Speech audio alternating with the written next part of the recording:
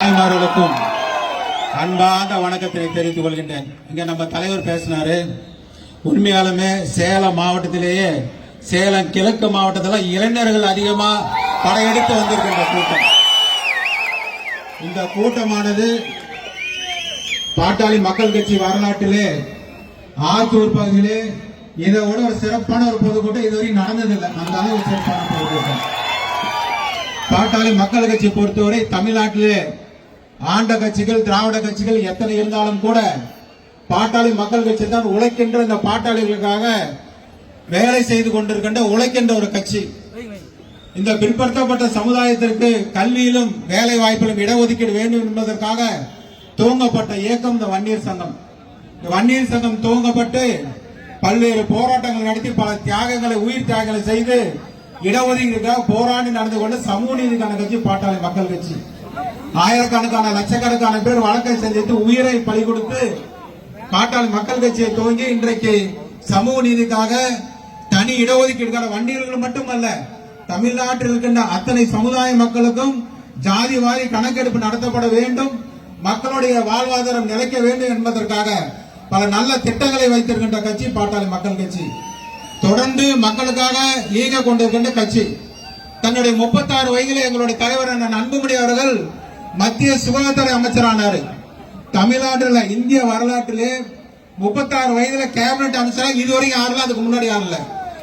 இந்த அளவிற்கு 108 ஆம்புலன்ஸ் திட்டம், சேலத்தில் சூப்பர் ஸ்பெஷாலிட்டி மருத்துவமனை, ஜிப்மர் மருத்துவமனைக்கு 1500 கோடி ரூபாய் நிதியை வழங்கி கொடுத்தார். இது போல இன்னைக்கு இளைஞர்கள் இன்னைக்கு தங்களுடைய பழக்கத்தை மாற்ற என்பதற்காக சினிமாவில் உள்ளிட்ட பொது இடங்களிலே புகையிலை பிடிப்பதை தடை செய்தார்.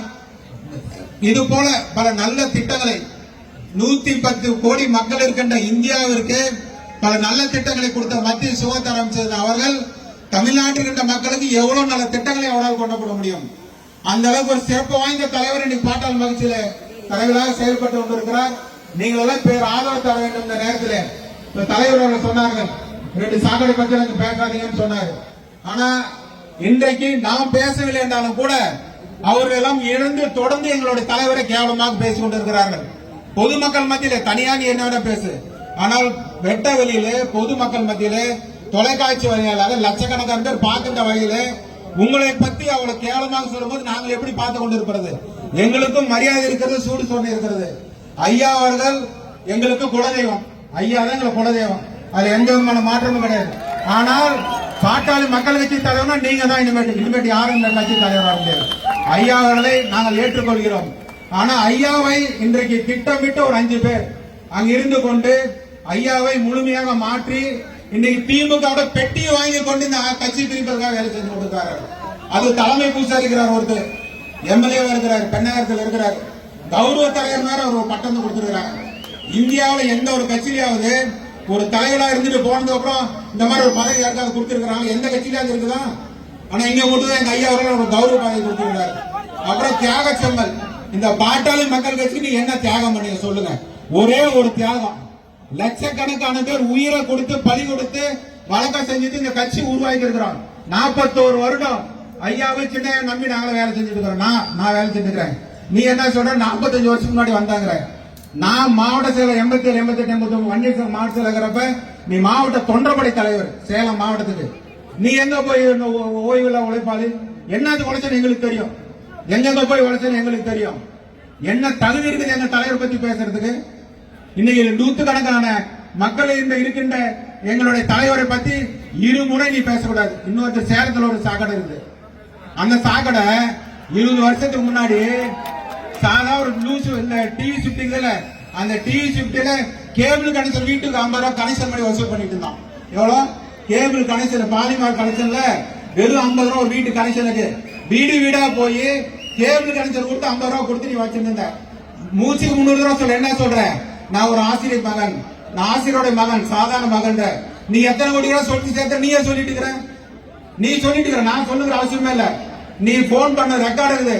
இத்தனை 100 கோடி ரூபாய் நான் சொத்து இருக்குது, நான் எவனி கஞ்சி வேண்டிய அவசியம் இல்லன்னு 3000 நீ சொல்ற. எங்கிருந்து வந்து அவ்வளவு காசு? யாரு கொடுத்த காசு? டே நீ எங்க இருக்கிறன்னு யாருக்குமே தெரியாதுடா.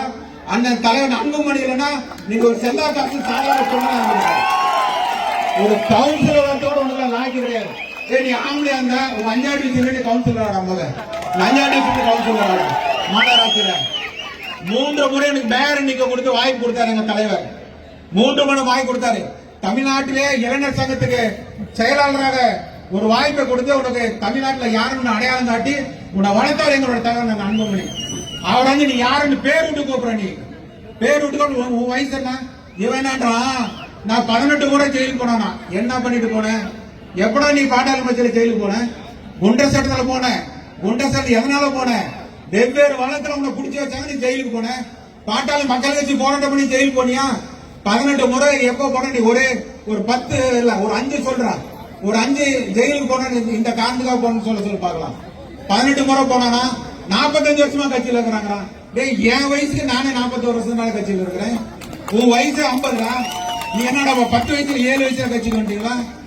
இந்த பூசாரிங்களுக்கு எல்லாம் ஒண்ணு சொல்லிக்கிறோம். பாட்டாளி மக்கள் கட்சி நிர்வாகிகள் இனிமேட்டு ஒழுங்கா இருக்க மாட்டாங்க.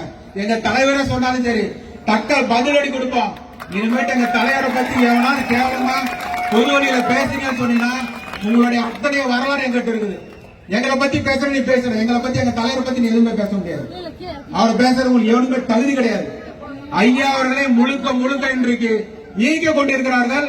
அவர்களை ஈர்ப்பது திராவிட முன்னேற்ற கழகத்தை சேர்ந்த குறிப்பிட்ட சில நபர்கள் ஸ்டாலின் அவர்கள் தூண்டுதலின் பேரில் தேர்தலுக்கு முன்பாக பாட்டாளி மக்கள் உடைக்க வேண்டும் என்பது திட்டம். பல கோடி அதுக்காக வாங்கி இன்னைக்கு வேலை செஞ்சுட்டு இருக்கிறானுங்க. இது செல்லாத தம்பிங்களா பூசாரிங்களா? இது ஆகாது, தாங்க மாட்டீங்க.